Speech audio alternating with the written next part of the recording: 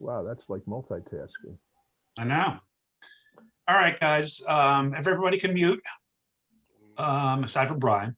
Oh, well, Welcome. I will keep admitting people as they arrive, hoping for a bigger crowd, but the events of today in DC might have some of people's attention. First meeting of the new year. Happy New Year, everyone. Hope you had a decent quarantine holiday. SABR 50 is still on, as far as I know, for June at the moment. I will also have information for those of you who are in the Baltimore area. Usually the first week of February, Babe Ruth's birthday is February 6th. And we always have a birthday bash, which is a big fundraiser. But obviously this year it's going to have to be virtual.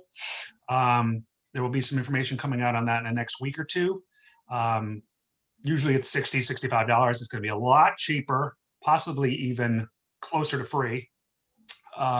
But there will be some virtual programs that people can participate in, or at least view, not necessarily Q&A. And we have at least one and possibly two Baseball Hall of Famers involved as of the moment.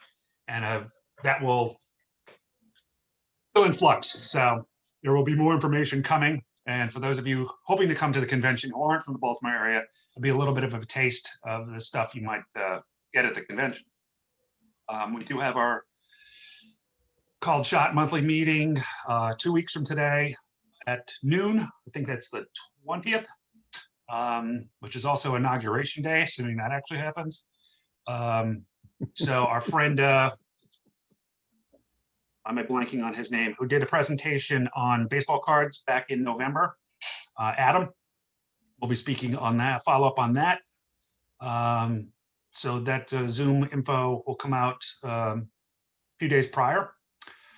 Other than that, I hope everybody's well, and that your families are well. I know numbers are spiking depending on where you are.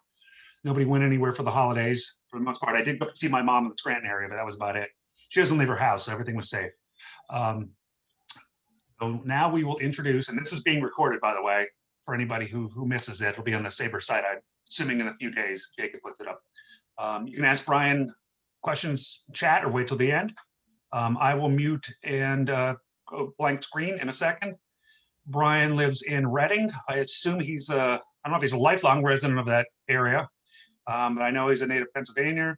And I have his book on Reading that he did, I don't know how long ago. 5 years ago. Was that 5? Okay, I have it on Reading baseball. And he's presented for the Bob Davids chapter many times over the years. He's presented for ours. His primary chapter is Connie Mack, as far as I know, Philadelphia based. So he has a presentation that will include a PowerPoint. So he will be able to share his screen, and I'll let him take it from here, and I'll shut up for a little while.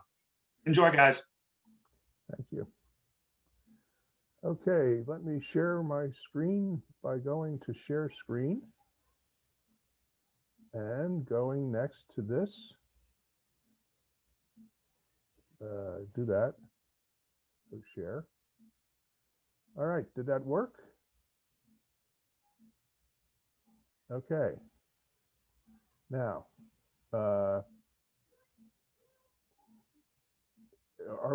is that okay? Can everybody see that? Oh, you can. Thank you, Steve. All right. I note the name Bob Warrington popped up here on the screen as attending. And I got a cold sweat when I saw his name because he knows stuff. So I'm going to be at a disability of not making nearly as much stuff as I was thinking I was going to. Anyway, hello, Bob. So, well, we're going to talk tonight. I had given a version of this before. This was something I was going to hopefully make as a presentation at the last SABR that didn't occur. And when they said, well, how about we do a virtual SABR gig in July, I did this then. Except I had to talk a lot quicker like this because it's only in 22 minutes. So we can be a little more relaxed this evening, okay? And what it's about, there was a confluence of Reading, Pennsylvania, and Baltimore in 1882. And that is the Baltimore Actives, which were a club team, uh, played the Baltimore Orioles. As best I could tell, they were known as the Orioles of the American Association. And uh, Baltimore beat them twice, terribly. And then at the end of the year, Reading uh, redeemed its honor in the third game, and they won. Uh, Interesting thing about the Baltimore team is they were horrible. Reading team was a pretty good club team. I just want to say ahead of time, if Clifford Blau, if I ever meet him, I will shake his hand. He wrote a great article for Seamheads about the 1882 Baltimore Orioles, and also a great resource for this talk for my I relied on was by David Nemec. Everything David puts his ink to is great because it's a great amount of history and a great amount of humor. Is the Beer and Whiskey League?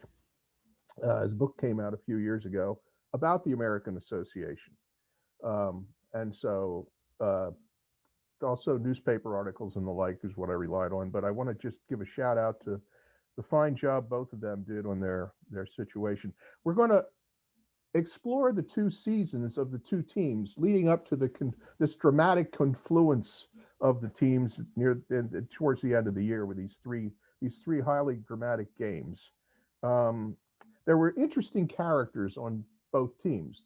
Reading had a lot of guys that were veterans and were going to be major leaguers, a number of guys. Baltimore was bad. They were just plain bad.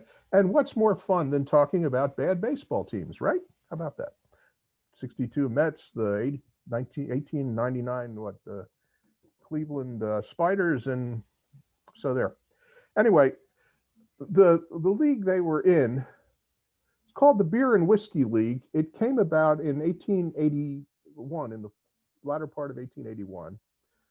Some owners of teams were sick of the repressive way the owners in the National League were keeping the way the league was keeping its thumb on them. They didn't have Sunday games. They didn't consume alcoholic games, and the league set admission prices. So anyway, several owners of several teams got together. In the headline in the Cincinnati Enquirer, which Cincinnati was getting back into the swing of things where they were out for a little bit. Uh, they were pleased. Its name is the American Association. The baseball clubs adopted a constitution, and it's favorable. It's going to parallel what they do in the old league, except for some changes.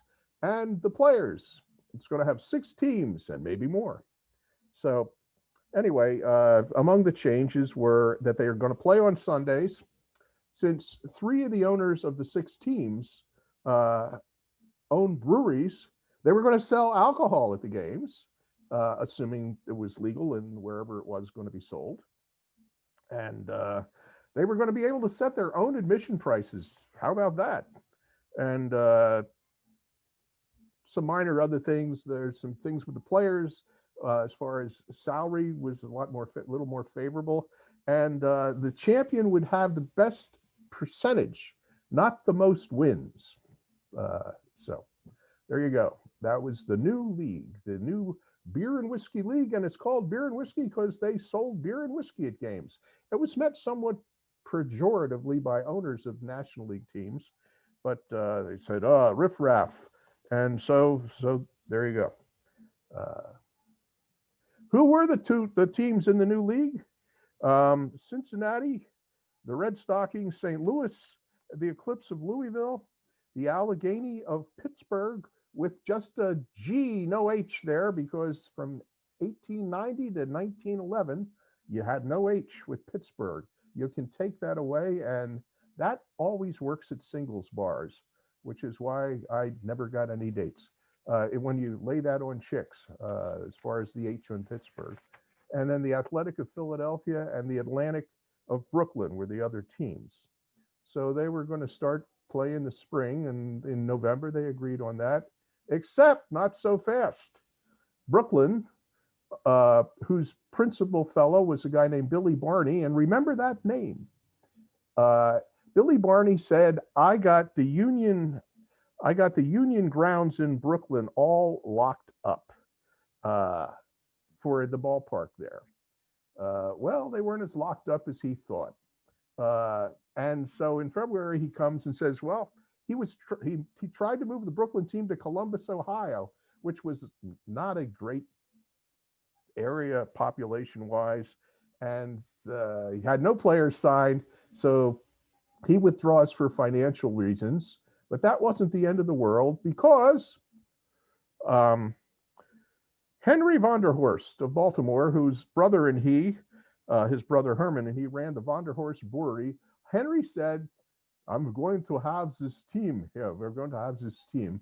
And so they joined the league. Baltimore club agreed to come in March. Well, it's getting to be springtime pretty close. So they need a manager. Henry Myers was a fellow that had played in Baltimore. He's from Philadelphia. He kicked around several teams, and any time they found out that he couldn't hit, he would find a new team. So he had just signed with the Allegheny team to play in the American Association. However, the owner there said, oh, you need a manager to the Baltimore team, and he gives him Henry. Henry was kind of gifted to the new Baltimore team to be their manager and their shortstop, not to be their cleanup hitter. So let me see. So you got your new Baltimore team, you got your manager, and what do we have? Players. All right. Now, on the starting lineup for the opening lineup, let's just go over who we have here. Pitching is Fred Tricky Nichols. Tricky Nichols started his career professionally in the National Association with the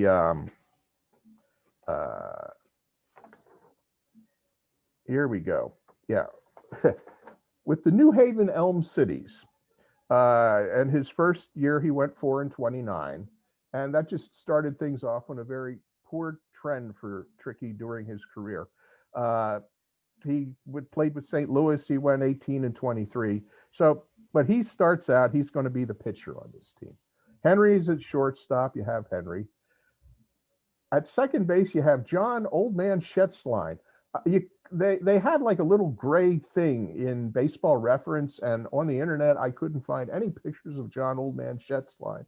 So that's the best I could do, is a picture of Methuselah.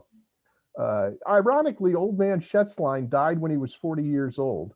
And whenever you read a reference of Old Man Schätzlein, he played a lot of other places after this year, they would always refer to him as Old Man Schätzlein, but he really wasn't so old when he passed away. Frank Burt in left field, don't get too attached to him, much like the guys in red shirts that would go down to the planet's surface with Kirk and Spock. You're not going to see him very long. There was no other picture of Frank Burt, but so that's the best I could do. Anyway, Bill Wise he played with the Washington Nationals, so he had some major league and minor league background in the National Association. Harry Jacoby had played in the minor leagues as their third baseman with the New York Quick Steps. And the interesting thing about John Schätzlein, he had big feet. Apparently, he was barred from a roller skating rink. They had to put boards on the skates because his feet were so large. And then he crushed through the floorboards. So he was barred from the roller skating rink. That's a tidbit about him that take with you. Charlie Waite in right field supposedly he's the first person to wear a glove as an outfielder. Okay. He did that. He broke the glove line with the 1875 St. Louis Brown Stockings, for whom he hit the robust 204. In 1877, with the Chicago White Stockings, he hit 098 the season. But he was a good fielder because he had that glove. Anyway, who else do we have? Charlie Householder. Yes, he was an old rookie. He was 28 years old as a rookie. As you can see, he had a terrible skin condition. But in any event, he played for several more years in the minors. But so this is, and Ed Whiting was probably the best player on the team. He had played for Philadelphia the prior year, and he ultimately caught just about every game for Baltimore that season as their catcher. And so he was probably the best player on the team. So moving on, let's talk about the cream of the crop here. Move on. Come on. There. This is the WAR rating of these players. And we're savoring how bad this team was. The best WAR rating of the team is Charlie Householder at 103. And you can see the numbers read them and weep yourself. And as I said, there's Frank Burt, and that's why. Now, John Schätzline's not up there because his WAR rating wasn't in the top 12.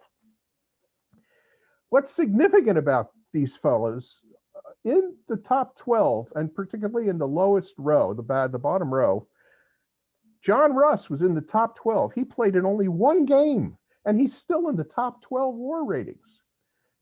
Amos Booth only played in one game. Nick Sharp, we'll talk about later.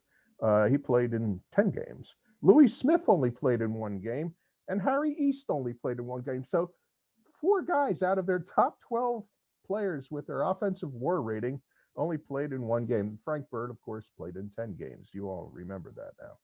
Okay. The team's total WAR rating was minus 2.8.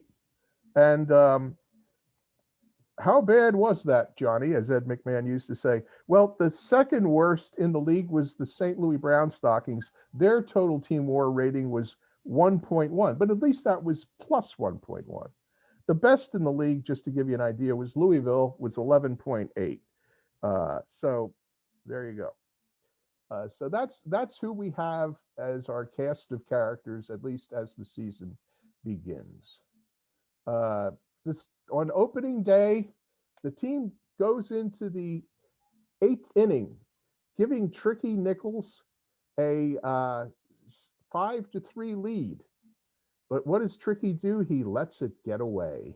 He gives up 7 runs in the last 2 innings, and it's a tough beginning for Baltimore. It's up in Philadelphia where the game's played. Samuel Doc Landis starts in center field for the Athletic up in Philadelphia, but keep your eye on him. Keep your eye on him. He will have other roles in our production tonight. Okay. Let me see. Oh yeah, he surrenders. Fast forward, Tricky eventually gets released. He goes 1-12. I don't mean to spoiler alert, but he doesn't win the American Association Cy Young Award. Next slide. Game 2, incidentally, Samuel Doc Landis was the winning pitcher in Game 2 for Philadelphia. Just want to put that aside for you. Game 3, Samuel Doc Landis, fresh off his victory in Game 2, is the pitcher for Philadelphia again. But as it says down below where his picture is, he pitched very wildly. And Baltimore wins. Baltimore wins. Harry Jacoby hit a home run for Baltimore, and in the Philadelphia paper, it said, the Philadelphia Daily Times, it was the longest hit ever made at Oakdale. I'm going to let that soak in a little bit. Okay. Okay. But the Baltimore's win the Orioles win 6-4. The Bill Wise makes his major league pitching debut, and who he had started in center field. He scatters 7 hits, gives up 4 runs, none earned. Baltimore did commit 6 errors, which at that point was, or 7 errors in the box score. I'm sorry, was not unusual. So Harry Jacoby, incidentally, for the season, he kind of hit for the cycle. He had 1 double, 1 triple, and that home run. Then he had a single too. But anyway, that was Harry's numbers for that 198 season he would have with the Orioles. So, okay.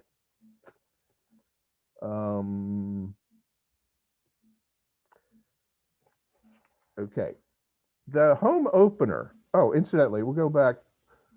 Doc Landis, Philadelphia, after he loses this game on the mound, they release him. And he shifts around for about a week. And guess who picks him up? Baltimore. So we'll see a lot more of Doc Landis. He becomes Baltimore's regular pitcher. And he goes 11-27 with Baltimore. And he would lead the league with 28 losses because he lost this game against Baltimore. So the rest of the Baltimore staff that season went 17-41. So Doc, they depended on Doc. Okay, the home opener is in Newington Park. No, that is not a picture of Newington Park. There are no pictures of Newington Park. There was people sitting on wagons and sitting on roofs because then you could see into Newington Park off the wagons and the roofs. And that's what it looks like when you sit on roofs. That's a picture outside of one of the Philadelphia parks. Bob Warrington probably knows that. They lost the home opener 4-2 in Newington Park. That's just what happened. So they're down there in Newington Park for the home opener. They did draw 2,500 people, and even more people were sitting in wagons and on the rooftops. But that was, at least they got some admissions. Okay. And they lost their first 6 games on the homestand. Bill Wise decides he can see better employment elsewhere, even though he did have his major league pitching victory in his debut, and he was playing in center field, but he went and got employment elsewhere. Nick Scharf, yes, that Nick Scharf, was a local amateur of some note. He was signed, and the problem was he had some offensive problems and he had some defensive problems. He also went for a kind of a career cycle. In the 10 games he was with the team, he had a home run, a triple, a double, and a couple of singles. But yeah, he sort of hit for the cycle. And don't get too attached to Nick as well. So the chess meister, Henry Myers, has to move people around as the manager. I said Frank Burt, don't get attached. Well, he's hitting 111. They say adios amigo, Fred or Frank, and off he goes. They signed Gracie Pierce, who had been with Louisville and was released. They signed Gracie Pierce as their second baseman. He becomes the team captain, and immediately his average goes from like around 250. He hits 199 for the rest of the year with the Orioles. He led the league in errors with 65, and was giving leadership, however, and until he left the team in August because he was sick. And John Schätzlein, there's more chess moves as they're reconstituting. John Schätzlein moves to third base. Jacoby to right field. Waite to right field, from right field to left field. Let me move this thing. Yes. And guess what? It doesn't do any good. They go 0 for June. There are no victories in the month of June. as a matter of fact, and they lose 15 games in a row. Well, so, and that's the old Titanic joke about the deck chairs, because that's about what it was like. Okay. However, the schneid is broken in July 6th. They sign Tom Brown, who's a native of Great Britain, who lived and grew up in California and can play baseball pretty well. So Tom leads the team in his debut. He gets 4 hits, and this is in Pittsburgh against the Alleghenies. I did say about the G and the H. And they get a run in the last inning, and they win. Baltimore breaks their schneid, or 3 runs in the 10th, bottom of the 10th. They win. They break the schneid, and interesting sports writing in Pittsburgh. They feel awful was an article in the Post-Gazette, and the quote was, "It was a pretty hard dose to swallow, but the boys had to gulp it down all the same as they went off the field yesterday afternoon with their cold facts staring them in the face that they had been defeated by the worst club in the American Association." So anyway, Tom Brown gets 4 hits. He moves on to ultimately lead, spoiler alert again, he leads the team in batting for the year, hits 289. And so that's nothing but things to look forward to. And what happens? They win the next game, July 7th. Harry Jacoby, 3 hits, 2 runs. The Post-Gazette, again, lights into, Baltimore turns 4 double plays. And the Post-Gazette talks about the Baltimore defense.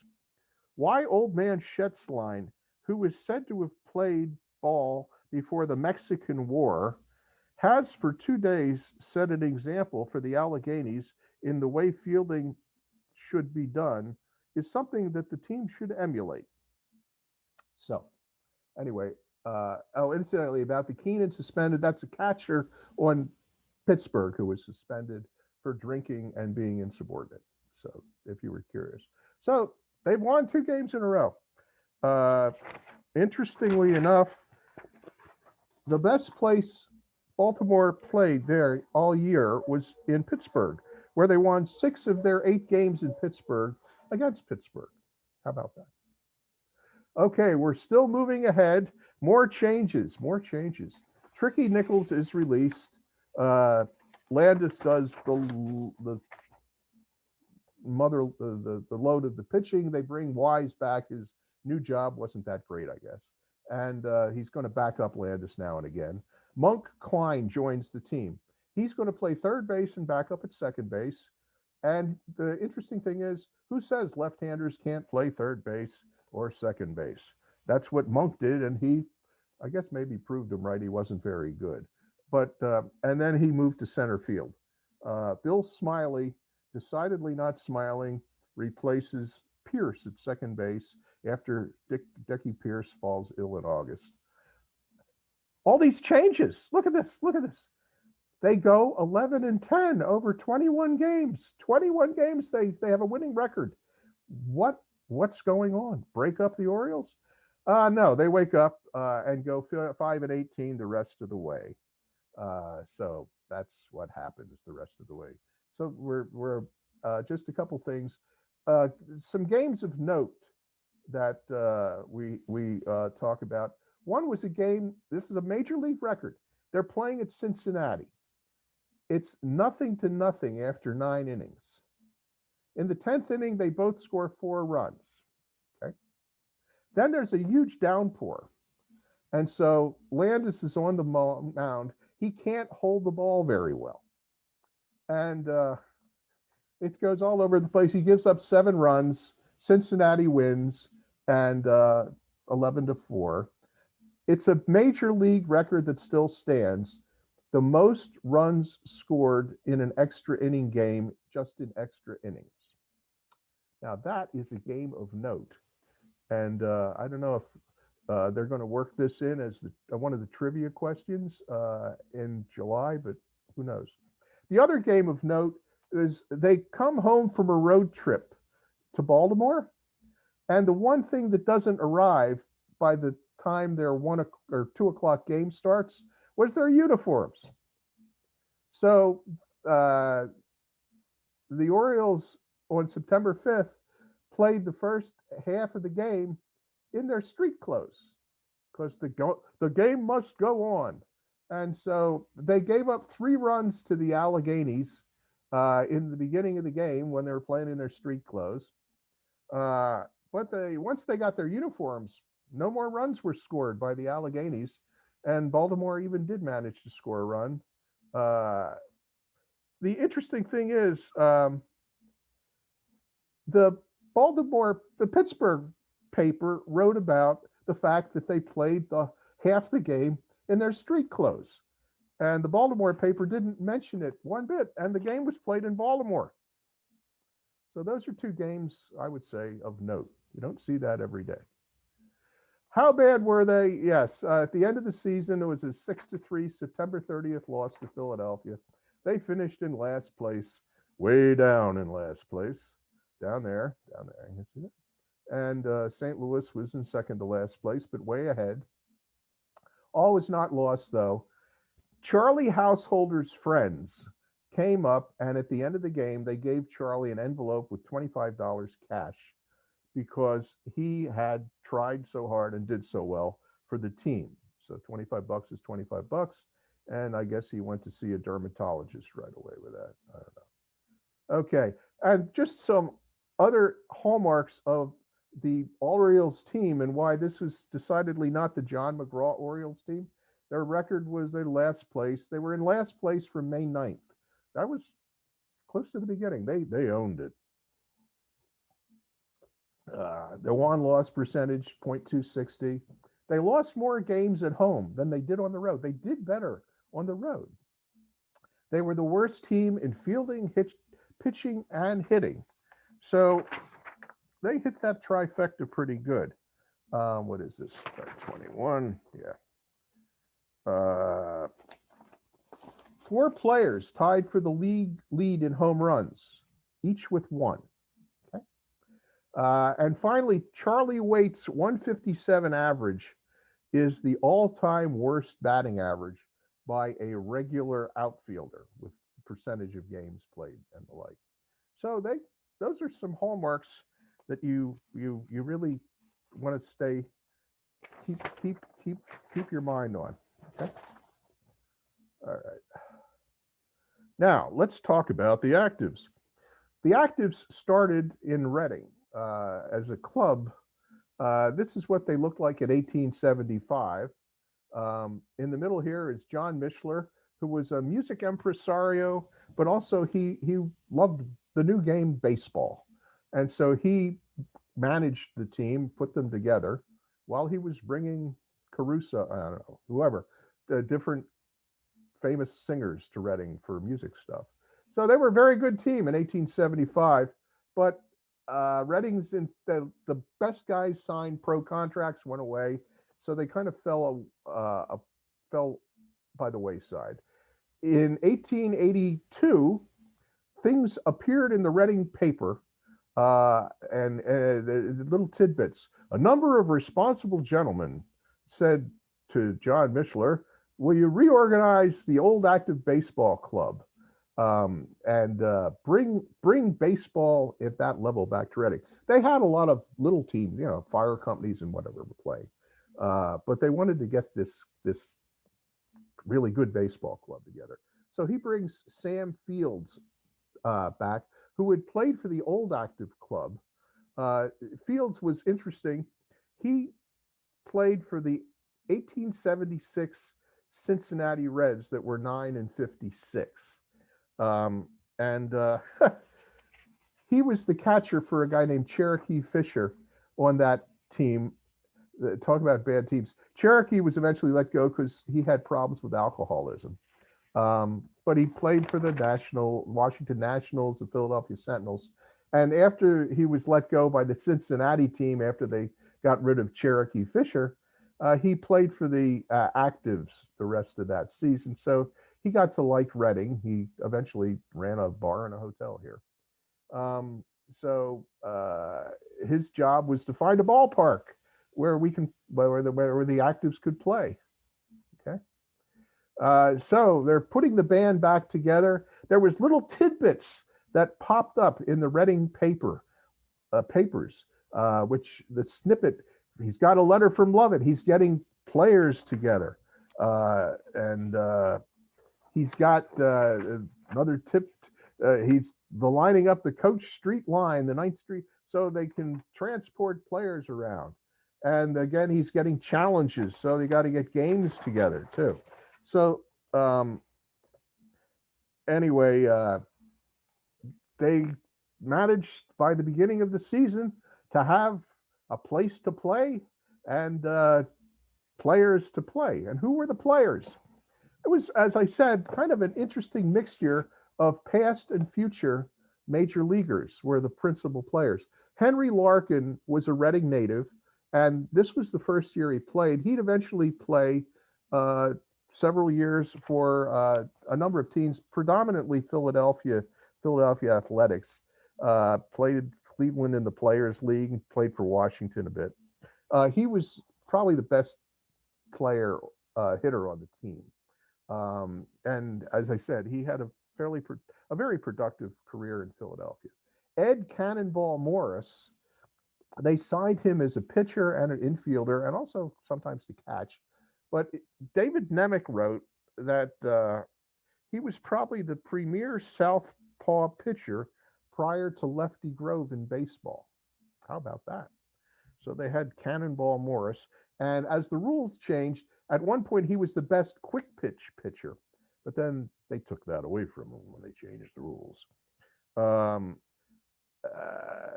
Henry Moore, John Thorne wrote an article called The Mystery Man of Baseball. Henry Moore has an interesting couple of things. First off, he hit .336 for the 1884 Washington Nationals in the United Association, I believe. And that was the only year he played the major leagues. He played the full season.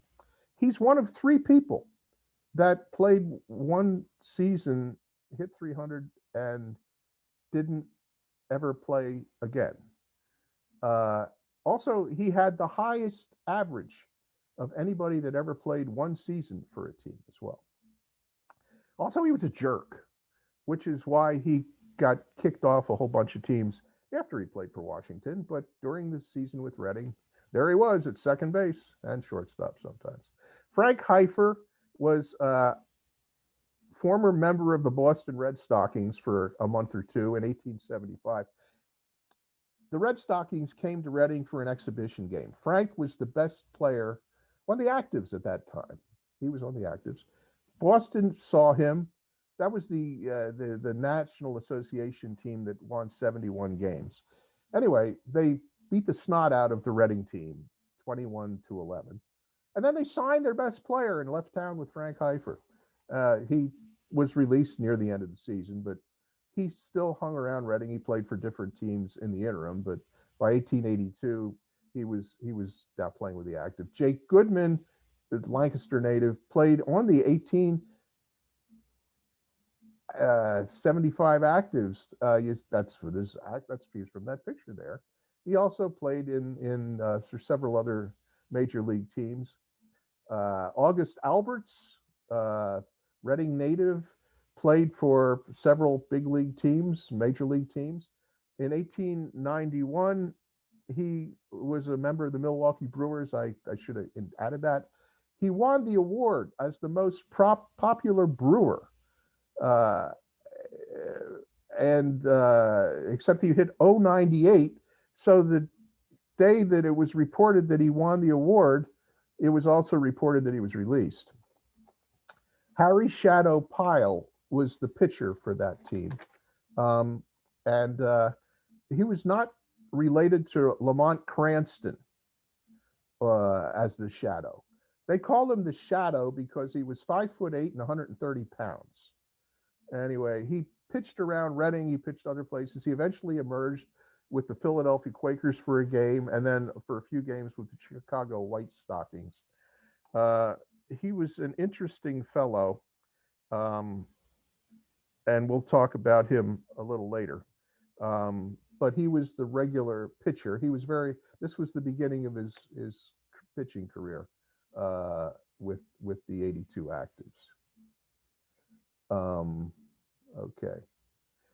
The Actives usually played, they were 48-13 against other club teams. And you can read, they were all over the Northeast. They went as far west as Pittsburgh, Allegheny County. They went up to New England on occasion. But the core of their schedule was in the Philadelphia and central Pennsylvania, New Jersey area there. But this is who they usually would play. Okay. And as I said, they were good. Shadow Pile was pretty good. Okay. Okay. They also played major league teams, exhibition games, because people would sometimes pay more money to see these major league teams. The National League, they had, and against the American Association, they had a record of 3-8, including the Baltimore games. And they didn't do so good against the League Alliance, which was not viewed as a major league, but it was a Philadelphia, New York team. And they got their butts kicked. They were 0-6 against those teams. One thing that's significant a game,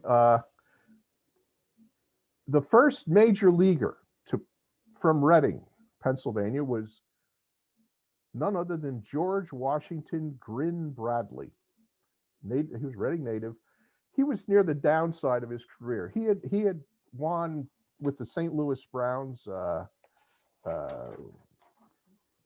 is it? 46 games. One year he and Grover Cleveland Alexander have still the record for 16 shutouts in a year. But by 1882, he was waning. And he's on the Cleveland Blues as a reserve pitcher. He pitched in Reading. Cleveland came to Reading for an exhibition game, and native George Washington Bradley holds down the Actives to 3-1. So there you go. That means something to me. Okay, I'm sorry if I'm going a little bit afield, but that was a big game for a major league team against Reading with the native son returning. Okay, the one thing that happened that's germane to the games with the Orioles, as we're getting near the end of the season. So Henry Moore, as I said he was a jerk. I think actually probably the more technical name was like an asshole. He was getting in fights with people all the time. And on a Saturday night after a game, he and Shadow Pile are at a place. And it happens that Shadow bites off part of Henry Moore's cheek in a fight. Okay.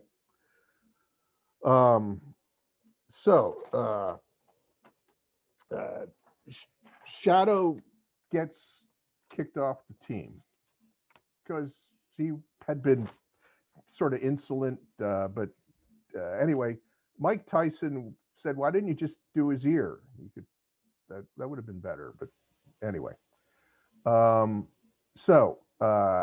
Shadow's off the team. And what do they have? But they have this exhibition game coming up with Baltimore the next day after he's kicked off the team, or 2 days. And okay, Baltimore Chicago's them, which is a quaint term from 19th century baseball. That means you shut them out. And they love to use that term. And in the sports writing, working it in with all kinds of geographical puns. The 9 from my Maryland send the Actives to Chicago. Okay, all right.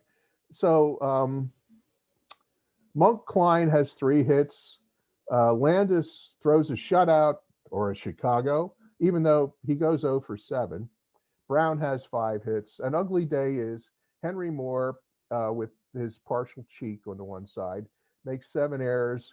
The catcher Morris, 6 errors, and they bring in a pitcher, John Bone, to replace Pyle. He supposedly had been with Milwaukee, or he had been with Milwaukee. Supposedly wasn't as bad as, but he gives up 25 hits, only 4 earned runs of the.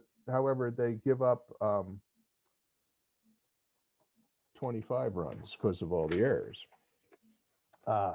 So down at the bottom, there's an item in the paper. Active management after this game says, maybe we should reconsider that we would bring Pyle back. Okay, so Pyle comes back. Article in the paper describing that he came back added his extreme youth and experience in life, his sudden success with the mixed company that the ball field success generally brings has been largely the cause of his recent misfortune. There are hopes of his improvement on the ball field, and hence every man is entitled to another trial, and Pyle shall be reinstated. There's no such thing as a bad boy, right? Okay. So Pyle's back on the mound, and what happens?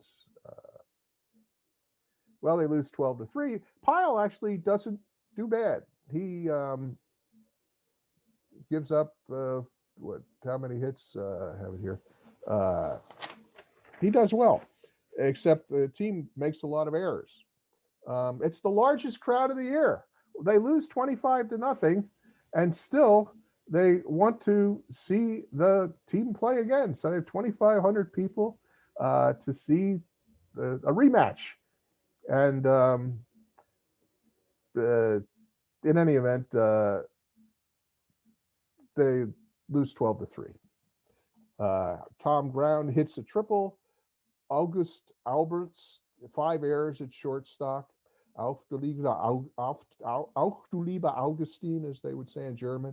And the line in the paper is, one man does not constitute a baseball 9. Okay, so now it's 2-0 with the Orioles, but you hear the music building. Boom, boom, boom, boom, boom, boom, boom, boom, boom, boom, boom. It's the climactic game of the 3. A dish best served cold is revenge, and Shadow comes out and takes no prisoners. No earned runs. Now, they give up 6 errors, and he only gives up 4 hits. Scatters 4 hits, as they say. And what do? They're all thumbs in the 9th inning, and they let Baltimore get in the game, and it's now tied 5-5. And as it's the bottom of the nervous 9th, as John Artunis wrote in The Kid Comes Back. He called it the nervous 9th.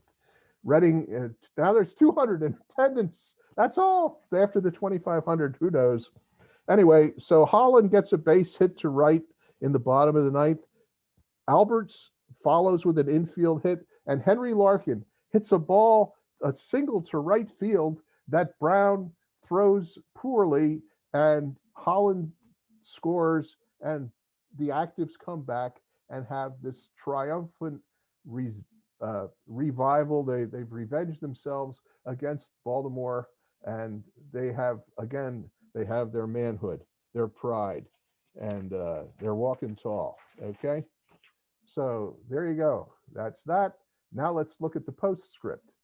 Okay, so after this game, the actives they play a few more games that season, but they would join.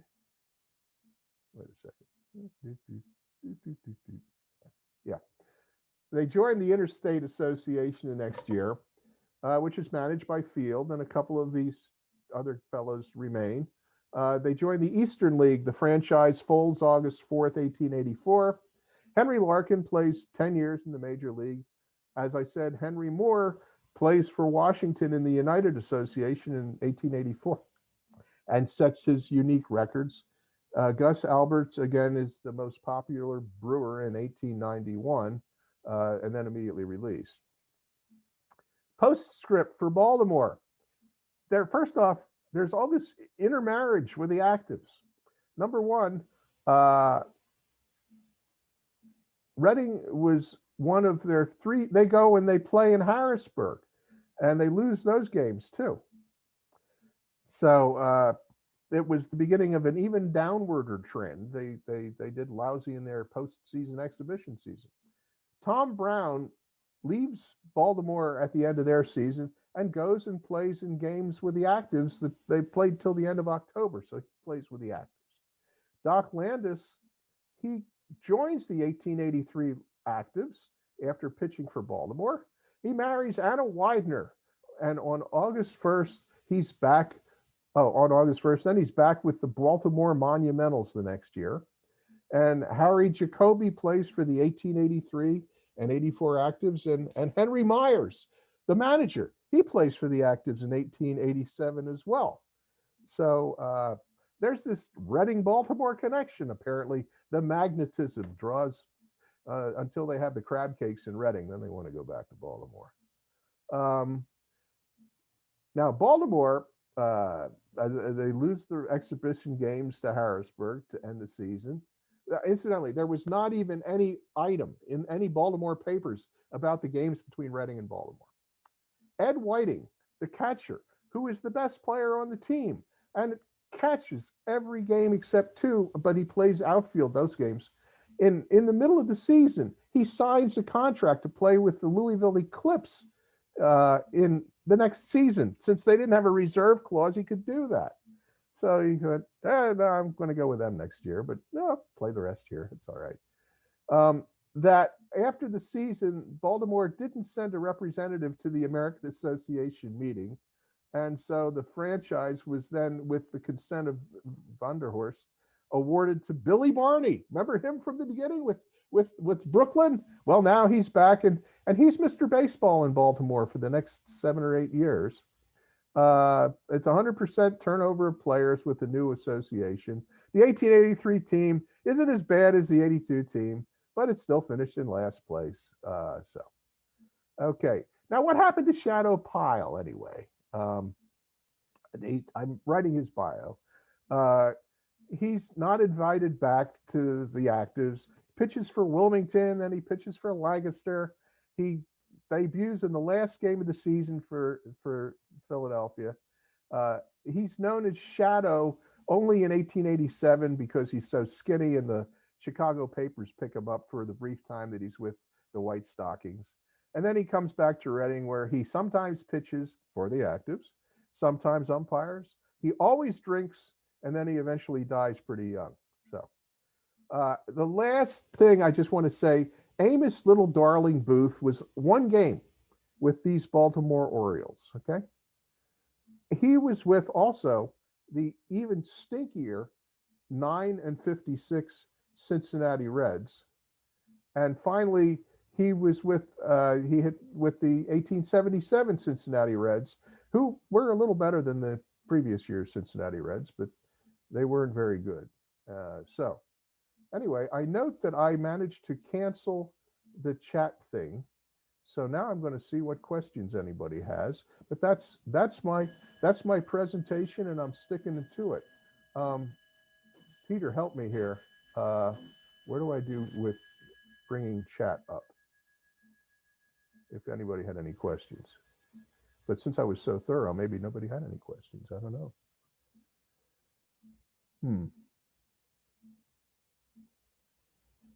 Chat. More. Oh, chat.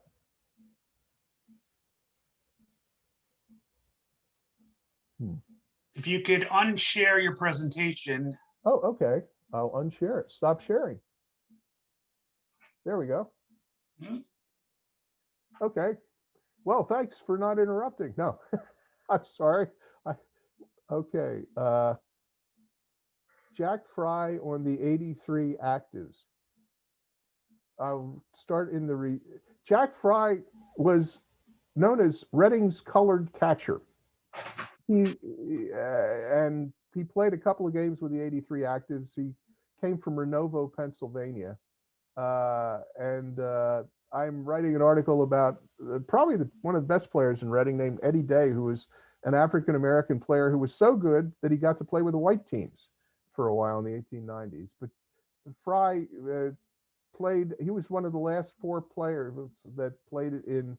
He was African American in organized baseball, but he only was a couple of games with the '83 with Reading in that time. All right. Anybody else have other questions? Why was the H removed from Pittsburgh and then put back? That guy there is a wise guy. They originally Pittsburgh, they wanted to parallel because places have G's and no H's, and then there was pressure to put the H back. There's a whole couple of articles on the internet about that, and I'll just refer that to you, Ted, because I know you're a smart ass. All right. Anything else? Actually, I have a question. Yes, yes. Brian, how did Reading get the nickname the Actives? Well, that's because they were always known as the Actives. It came about that they were the Active Baseball Club of 1875, and there you have it. And that's it's funny, they didn't call them the Actives in the newspaper.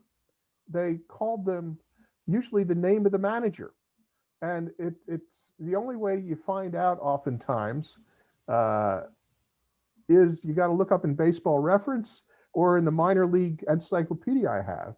But they would, if the manager was the Meyer, the Myers came to town from Baltimore. So anyway, good. Any other questions? I had one. Yes, yes. I noticed there was a guy in there named Landis. Is he related to Judge Landis? Well, I guess with how bad a record he had, he must have had connections to keep. But no, I'm not aware of any connection there. Doc Landis was just good old Doc Landis, who started in center field, won a game as a pitcher for Philadelphia, and then he lost a game, it was terrible, and then played for Baltimore the rest of the year, and then he played for Reading. A SABR bio that is begging to be written. I noticed I've only gone to 8 o'clock. I can make some stuff up, but this was a lot more relaxed, and I appreciate any additional questions you guys would have or whatever, or insights, because to do a thing like this in 20 minutes was, well, you had to talk fast. So anyway, anything else? Anybody, you can ask questions. You can unmute if you want. Please ask away. And again, nothing about the 18. I don't Go ahead. I don't know if you saw me. I just posted something on the chat, but I can ask you here. Oh, yeah, please. If you want to read that. I don't, From Jeff. Grin Bradley's the same guy that perched the Fish MLB no-hitter. Yes, yes. I wrote his SABR bio. oh, And I never heard him called Grin. That's why. well, that was his nickname. Yeah. I'm sorry. Yeah, George Washington Bradley. Interestingly enough, who the hell is the other guy? He's from Philadelphia. The question was, did Grin Bradley really throw the first no-hitter? And there was a fellow that pitched less, and I can't believe I don't remember his name, but threw a no-hitter, ostensibly a no-hitter earlier this season than Grin Bradley's no-hitter. But since a walk was deemed to be a hit and the guy gave up a hit. Oh my gosh. But the question is, were they really walks? Anyway, I guess the sports writers that were pushing for Grin Bradley were more perseverant, and they agreed to anoint him as one of the first no-hitters. There's a book called No Hitters. It's a SABR book, which you can get for free with the bios of everybody that wrote that pitched no-hitters in. But you just reach out and get your e-copy from SABR. It's a swell invention, much like penicillin and the most recent COVID vaccine. Yeah, I put not including National Association because Joe Borden pitched one in That's the National. That's it. Yeah, he pitched it there, but he also did it in. Oh. Yes, I do. Oh, is he the guy you're talking about too, the same year? Yeah. He did pitch one in the year before in the National Association, but I didn't, but that sometimes people don't count that as major leagues. So I think it counts as a major league, but but yeah, Joe Borden, he beat, I forget what the technical thing is. I explained it well in my article because I didn't drink in the morning back then. well, the walk says hit zone, I think was 1887 later. I think there must be another reason. I'm sure. Yeah. But Well, I remember, well, Glenn Bradley's was born exactly 100 years before my birthday, exactly on the same day, 100 years before. So I always remember his name as George, but I didn't know it was Glenn. George Washington Bradley. Oh, yeah, that I didn't know either. So there you go. What else do we have? Let's see. Why was he? Oh, the H. Ted Noor. Yeah. Nope.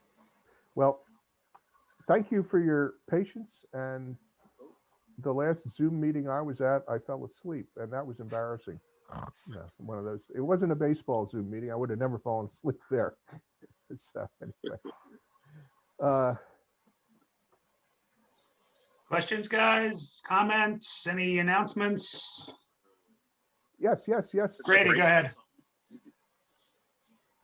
Sorry, I actually had a question about future SABR meetings. Okay. I was wondering if there's any like indication on when Peabody is going to be an option again. That's up to the, don't forget, you're in Maryland, but you're in the county. The city is still closed, all indoor dining. Oh, really? And my wife is, for those who don't know, is a wedding planner and party coordinator and stuff. Gatherings inside Baltimore city limits right now are capped at 10, except for religious services that are in much bigger areas. So if you were having a wedding reception, right now you were capped at 10 people inside the city limits. Peabody's going to remain closed as far as I know. I think it's only open for takeout. So we're kind of 2 steps behind the rest of the state of Maryland when it comes to getting up to speed with the COVID numbers. As you know, we have a brand new mayor, so I think he's being extra cautious, causing more small businesses to go out of business, unfortunately. Well, I just don't pay attention to the news. That's why I'm not 100% sure. I mean, maybe I should. So that's where we're at. That's why attractions in Baltimore are still open. Babe Ruth Museum's open, the zoo's open, aquarium. Everything has limitations, obviously. Some places have timed entry, things like that. Things are some things are hanging on by a thread because things that rely on people and attendance and gift shop purchases are obviously taking a big wallop. So I'm hoping if we have SABR 50, whether it's July or September, 1,000 baseball aficionados wandering around Baltimore dropping their money everywhere will be a nice big boon for the city, for those of us who actually live here. Because I see my taxes going up sometime really soon. In the beginning, you said that that it was going to be cheaper. So there might be a possibility for a real physical SABR event rather than a virtual SABR event. Thing that, yeah, I don't know what the prices are. SABR headquarters sets that. They've already moved the dates, as you know, several times. If we try to host the convention without a season, obviously that's going to go nowhere. Or yeah, sure. If we host a convention and on a weekend where there's no games, people are going to be pissed. The Orioles are going to be really cooperative with us. They're going to do a great package, but everything has to, being the 50th and postponed a year, we're trying to line up. You guys go back, those of you who are members, you can look on the website and see which years at which conventions that they've had a Hall of Famer. It's few and far between. And there's the possibility we could have 3 or 4 this summer if it happens. Possible, not definite, of course, but the Orioles, the museum, the Peabody, or the brewery, anything, all the baseball entities in this city are going to cooperate very well to, along with SABR headquarters, to throw on a heck of a convention. But the world has to be ready for it, unfortunately, first.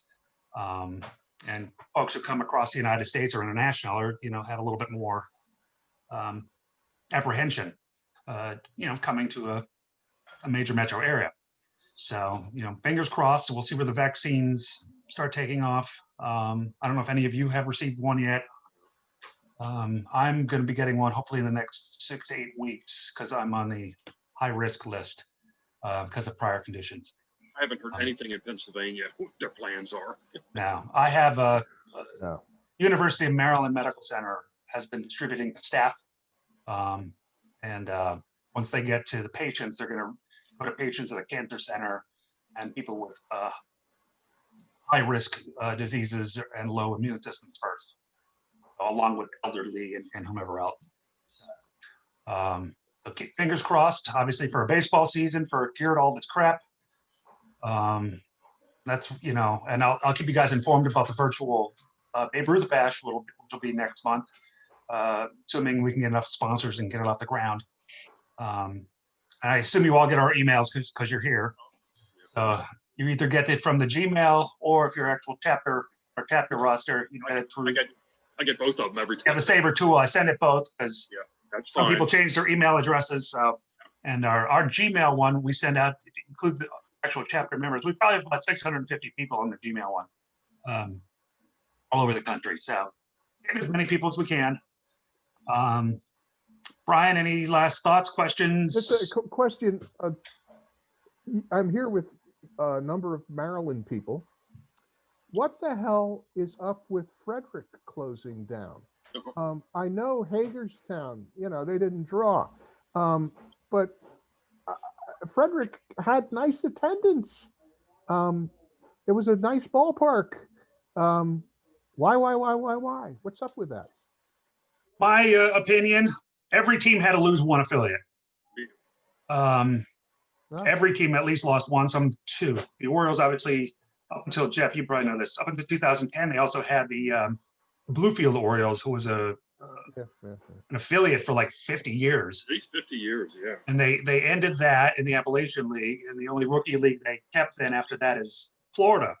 So they trimmed the fat a little bit further back than other people. Every team lost an affiliate. And a lot of teams switched affiliates if you've been following, like the Yankees, I read their AA and all this kind of stuff. And things have moved around, and Rochester's now Washington and not Minnesota for AAA. And everybody had a bite one. Frederick, Bowie, and Aberdeen are all within 30 to 50 miles of Baltimore. Frederick, I believe, had the oldest of the three of those venue, even though they drew well. There was no way that the New York Penn League, if you guys know, doesn't exist anymore. The short season's gone. Yeah.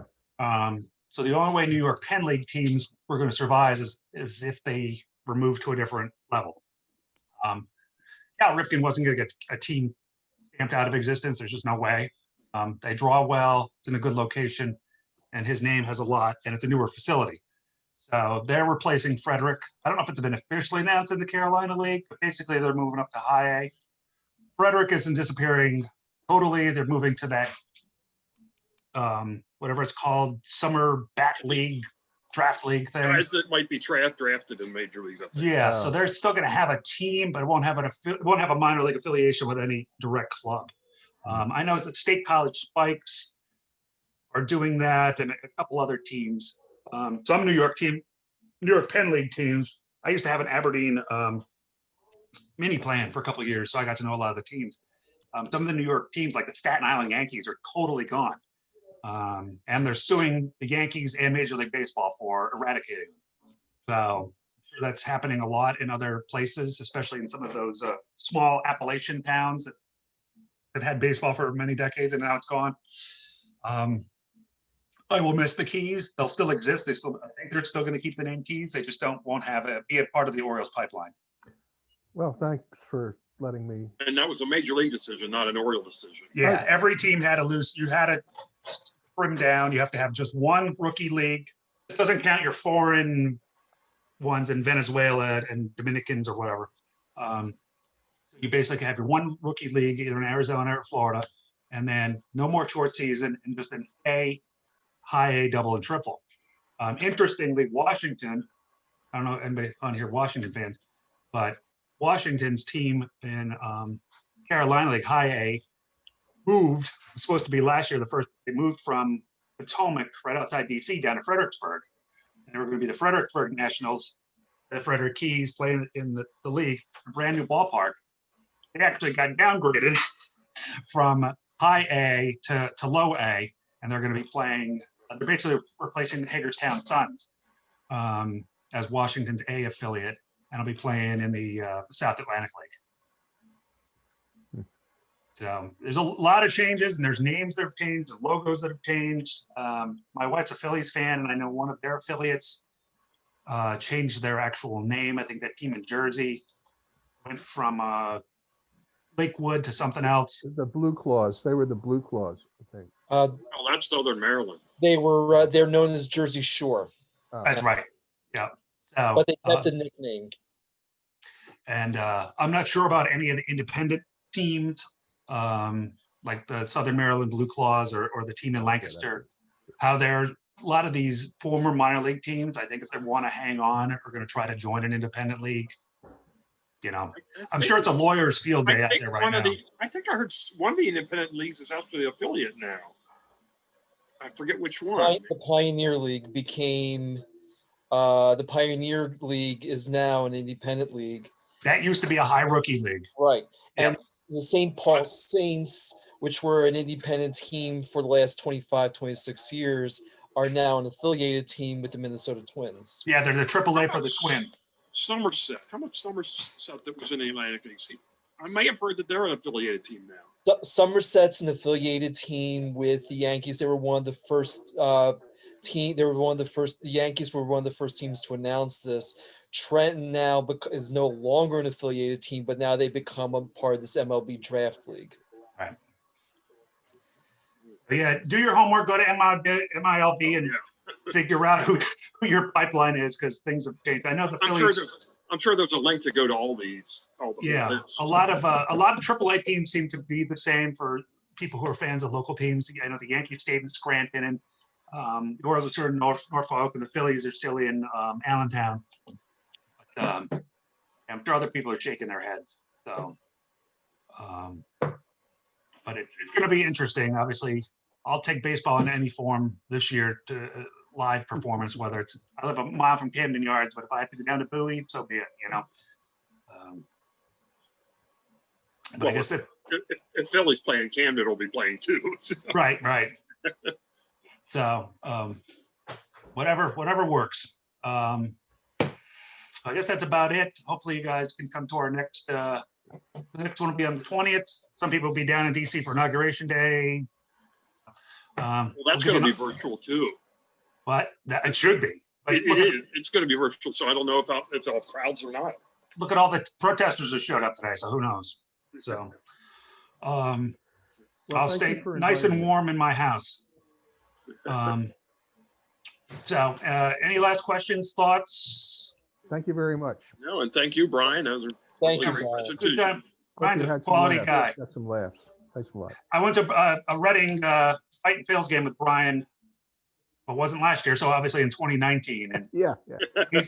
he's a fountain of information on Reading baseball history, even during the game. So That's not how my wife phrases it, but that's well, okay. I'm basically you in Baltimore. My wife will tell you the same thing. So Thanks, guys. so we'll head out. Look out for upcoming emails. I'm not sure when the next newsletter is going to be put together. I just had one last comment. Go ahead. When my Church of Baseball opens, I'm talking about Camden Yards. I want to be one of the first people in. Well, guess who also? I have a pass to go to every game of the season, so I'll be there as much as possible. So I'll go whenever they tell me I have a ticket in my plan. that's right.